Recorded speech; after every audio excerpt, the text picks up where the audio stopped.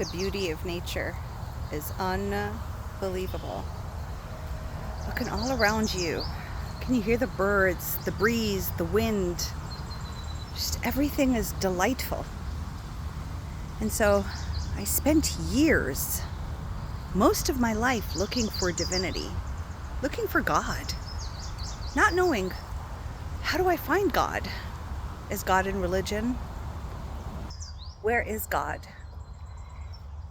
And I'm sure a lot of you have been searching, because that's an inner calling. It's an inner desire to connect with that which created you, that unconditional love, that supreme divine power that you feel the inkling of every once in a while. You're sitting with yourself and you feel in love with who you are and in love with your life, and they come in spurts.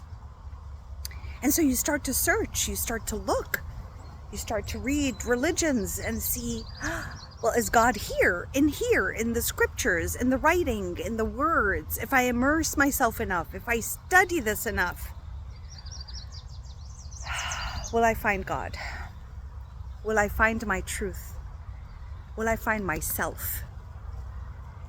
So that's been my journey for years, and I'm sure it's been yours. And I'm here to let you know something. Desiring to find God, the true God, not the man-made God, not the human God, not the God of punishment and tribulations and past lives and pain and hell and heaven and rules to follow, or then you're doomed, and karma, bad karma. Not that God. There's another God, which I like to call the divine creator of all. And it uplifts me to call God that, because the word God has a lot of programming in it and a lot of pain associated and a lot of fear. It's very fear-based, the man-made God. Now, I'm not saying all the scriptures are wrong. I'm just saying it's important to decipher. I mean, I studied so many religions. They all boil down to the same thing. There is the loving aspect of it. The wow, the God is amazing. But then there's a lot of fear. And fear isn't God. And this is what I've come to understand. And so at some point you'll be like, I can feel God in nature. Just like where I'm at. You could feel God in nature. And sometimes your brain doesn't understand. What does that mean? Your mind is like, but how can I feel God in nature? I can still see that this is a tree. These are birds. Like, they're in 3D form. But why do I feel so peaceful when I'm in nature? Outside of the bugs. But why do I feel so peaceful? And you feel peaceful because it isn't a book you're reading. It's not something some other human being is interpreting and saying. It is just you. And the gentle sounds of the trees blowing through the wind and ruffling against each other, the birds chirping, the water moving, reminds you of peace. And peace is God. Where the mind isn't talking, just non-stop verbal diarrhea, basically. And you're more you're in simplicity. You're not even trying to interpret what the birds are saying or what the leaves are saying. You're just present. You're just feeling the delights of the bird in your body. Feeling the breeze touch your skin. All these are reminders of divinity. Reminders of divinity cannot exist in texts and words, cannot exist in the logical mind. The divine spark lives within you.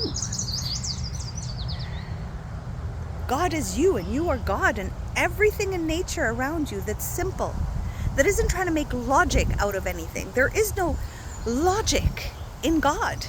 There's no logic in divine, creator of all. There's no logic, no matter how much the brain tries to perceive it, tries to box it in, tries to make it tangible for you to understand. God doesn't make sense. Because why does nature make you feel so at peace?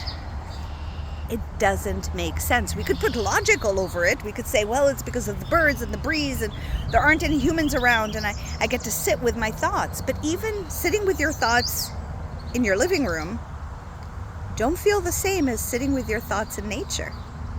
Something profound happens. And no matter how much logic you put into it, it's illogical. Your mind cannot perceive it. And so the first step to find divinity, creator of all, your beloved, the one that truly unconditionally loves you because you matter so much, because you've been created and you exist and you've been given an opportunity to experience one of Source's infinite creations, which is planet Earth. Delighting in certain emotions, figuring out, searching for your divine self, searching for the divine so that you can feel that unconditional love. We all miss it. You miss it, you want it, you're looking for it. You're looking for it in people, in relationships, in success at work. You feel it in those moments of joy or excitement. You're like, I feel oneness. Because you've accomplished something, or you've found the perfect partner, or you've just given birth, or you saw your child walk for the first time, or you sat in nature and just lavished. It's those moments that you feel the divine. And so, in retrospect, just a thought. If it exists in all those other moments, in the moment in which you see your child for the first time smiling at you, in the moment in which you get that promotion, in the moment in which somebody watches your YouTube channel and leaves a beautiful comment to make you feel really good about what you're offering, in the moment that you drive the car, you buy your first car or your first home, those moments have nothing to do with like a specific thing that is happening. It's not the success, and it's not the car, and it's not the house, and it's not the child, and it's not nature. These are just reminders of Source. Reminders of that feeling inside that feels like home. Feels good. Feels joyous. Before the mind comes in and ruins it because of all the beliefs and limiting beliefs in there. And so I'm here to share with you, you don't have to be in nature, because I live in Canada and it snows like crazy. You don't have to be in nature to find divinity, because divinity is everywhere and everything, and especially divinity is you. So if you can notice, I feel divine in nature. I feel divine when I succeed. I feel divine when I look at my child. I feel divine when I look at the partner that I adore. I feel divine when I purchase my first house. I feel divine when I purchase my 10th house. I feel divine. So it's not one thing. It is everything. It is in everything. It's the moment you open up. It's like a flower here. It's the moment you're, I got the thing. I'm doing the thing. I feel the thing. That is what divinity is all about. So if you're searching for God, it's that emotion. Does not mean in any way the negative emotions is not also divinity speaking, pushing you away from something, making it really clear. And I'll talk about that. I'll talk about how these also work for your benefit, because everything is divinity. Everything is trying to get you closer and closer to Source, to the divine. And my loves, it doesn't have to be through scripture. You can use that as a template, a springboard, if you like. Just don't let yourself dive into the fears that are being written there, that are human-made, and decipher for yourself. Source will never leave you when you're really looking for source. Not looking to follow rules, not looking out of fear of what divinity will do if you're not with divine, but out of love because you miss divinity. You miss God.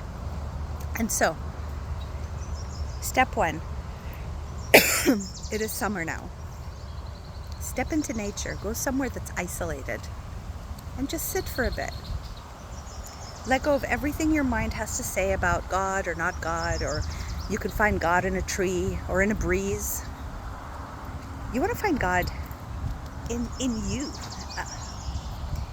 And to do that, sometimes put yourself in positions or place yourself in spaces or with people or in nature that allow you to feel that sensation inside of you, because that's the only way you can understand divinity and spark up yourself with divinity. Oh my God, there is the most incredible yellow bird, tiny, cutest little bird.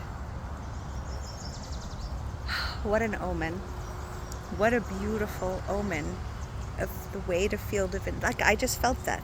I felt the divine spark within. I was like, it's looking at something with love and receiving that love in return. That's what it feels like. Just thank you, Source, for sending that bird so I could explain it better. It's when you look at something with such love and feel love in return. And it helps in nature. It helps to bring you back to that place. So go in nature. Ask the divine. Always speak to divinity. Divinity doesn't get bored of you. A lot of people are like, divinity doesn't get bored of you. Ask, divine creator, I'd like to feel you. I want to remember you. I want to remember the feeling of unconditional love. I want to remember the feeling of belonging, of desiring you, of being with you, of being hugged and loved and safe by you.